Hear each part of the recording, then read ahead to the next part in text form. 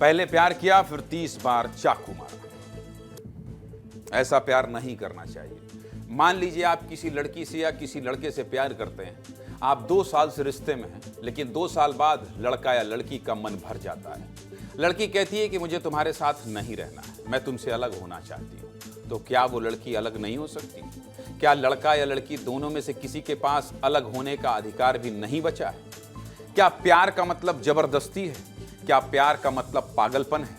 क्या प्यार का मतलब जाति है? क्योंकि मोहाली और शिवपुरी से जो खबरें आई हैं उन्हें देखकर तो यही लगता है कि लोगों ने प्यार की परिभाषा को गलत समझ लिया है। क्या है पूरी खबर, चलिए विस्तार से आपको बता देता हूं। शुरुआत 2 तस्वीरों से करते हैं। देखिए, पहली तस्वीर मोहाली की है, जहां एक प्राइवेट कंपनी में काम करने वाली लड़की पर चाकू से हमला किया जाता है। लड़की का नाम डिंपल है और हमलावर का नाम हरजिंदर है। कहा जा रहा है कि डिंपल और हरजिंदर रिलेशनशिप में थे, लेकिन कुछ दिन पहले दोनों का ब्रेकअप हो गया। डिंपल ने पैचअप करने से मना कर दिया, जिसके बाद लड़के ने बेरहमी से अपनी ही प्रेमिका को मार दिया। दूसरी तस्वीर मध्य प्रदेश के शिवपुरी की है, जहां एक लड़का एक लड़की से प्रेम करता था, लेकिन दिक्कत ये थी कि वो लड़की प्यार नहीं करती थी और इस 22 साल के लड़के ने पहले युवती के गले में फंदा बांधा और फिर उसे छत से लटका कर मारने की कोशिश की। दोनों खबरों पर विस्तार से बात करेंगे। पहले बात करते हैं पंजाब के मोहाली। पंजाब के मोहाली का एक वीडियो पूरे देश में वायरल है। इस वीडियो में एक युवक हाथ में चाकू लेकर ऑफिस में घुसता है और वहां पर काम कर रही लड़की पर चाकू से हमला कर देता है। युवती जान बचाने के लिए दौड़ती है, इधर उधर भागती है, लेकिन लड़का बार बार उसे चाकू मारता रहता है। ये लड़का उसे 35 सेकंड में 30 बार चाकू मारता है। ये विभत्स वीडियो देखिए, फिर आगे बात करें।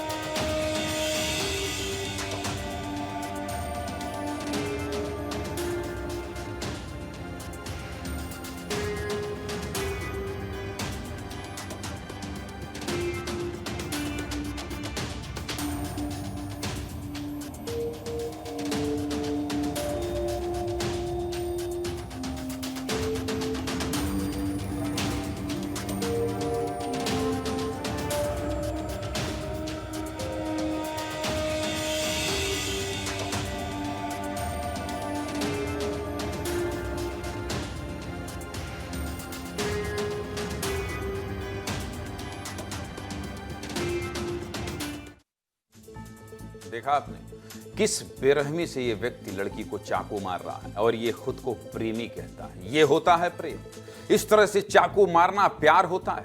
लड़की तड़प तड़प कर मर रही है और उसे ये आज की जनरेशन प्यार का नाम दे रही है। ये आरोपी युवती पर तो हमला करता ही है, इसके बाद ये युवक खुद की गर्दन को भी चाकू से काट लेता है। ये वीडियो भी आपको दिखा देता हूं, देखिए।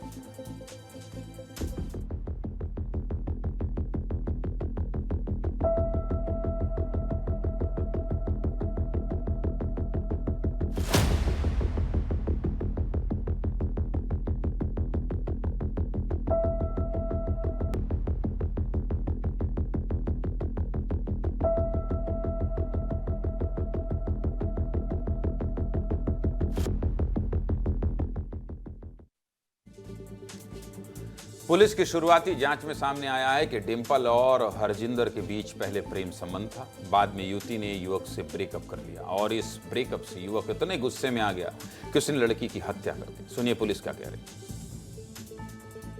उसमें ये बात सामने आई है कि जो दोषी हरजिंदर सिंह मान है, उसने मतलब डिंपल जो अपने कंप्यूटर पे काम कर रही थी और उसको 25 से 30 बार स्टैप किया। उसने भी अपने आप को 10 से 15 बार अपने पे भी की है। उसने अपने गला को भी काटा है। उसकी इन्वेस्टिगेशन कर रही है। जो चाकू जो खंजर टाइप का था उसको कवर भी किया है। ये तो हुई मोहाली की घटना। अब आपको शिवपुरी की तस्वीर दिखा देता हूं। ये वीडियो देखिए, कितना खौफनाक वीडियो है। युवती एक फंदे से लटकी हुई है और उस फंदे को आरोपी युवक ने पकड़ा हुआ है। प्रशासन के मुताबिक युवक की उम्र 22 साल है और वो 17 साल की इस लड़की से एक तरफा प्यार करता था। लड़की नहीं मानी तो इस आरोपी ने पहले कुल्हाड़ी से उस पर हमला किया और फिर छत से लटका दिया। फिलहाल पुलिस ने आरोपी को गिरफ्तार कर लिया और जांच शुरू कर दी गई। सुनिए परिजन और नायब तहसीलदार का क्या कहना। घर पे अकेली थी, उस लड़की में आके उसको छत पे चढ़ गई, वो लड़की दौड़ के, उसमें इसने कुल्हाड़ी मार दी सड़के। किसने मार दी? धर्मेंद्र फरियान ने। उसने मेरे बच्चे को कुल्हाड़ी मारी, मैंने अपने बच्चे को बचाया तो उसने गले में कुल्हाड़ी मार दी, तो बेचारी वो ऊपर से नीचे पटक दिया छत पे से। इसके क्रम में पुलिस के द्वारा भी कार्रवाई की गई, FIR भी दर्ज की गई है और उस लड़के को भी गिरफ्तार कर लिया गया है। अन्य जो उसके साथ वाले जो साथ के लोग हैं उन पर भी कार्रवाई की जाने की प्रयासरत है। इन दोनों खबरों को देखकर आप क्या समझें? क्या प्यार में लोग एक दूसरे से जाति कर रहे हैं? लोगों के अंदर सनक है कि अगर वो मेरा नहीं हुआ तो मैं उसे किसी और का भी नहीं होने दूंगा। हमने इन दोनों केस में लड़कों की मंशा को डिकोड करने की कोशिश की है। पहले बात मोहाली की करते हैं। डिंपल ने लड़के से पैचअप करने से मना कर दिया, यानी लड़के को ना कर दी, और यहीं से इस लड़ाई की शुरुआत हुई होगी। इस दुनिया में कई लोग ऐसे हैं जो ना शब्द सुन ही नहीं सकते। अगर कोई उन्हें किसी बात के लिए ना बोल दे तो उन्हें ऐसा लगता है जैसे किसी ने उनके आत्मसम्मान को मार दिया है, और इसे कहते हैं आत्ममुग्धता, यानी सेल्फ ऑब्सेशन। और ये लड़का यानी ये लड़का इतना सेल्फ ऑब्सेशन में होगा कि उससे लड़की की ना बर्दाश्त ही नहीं हुई।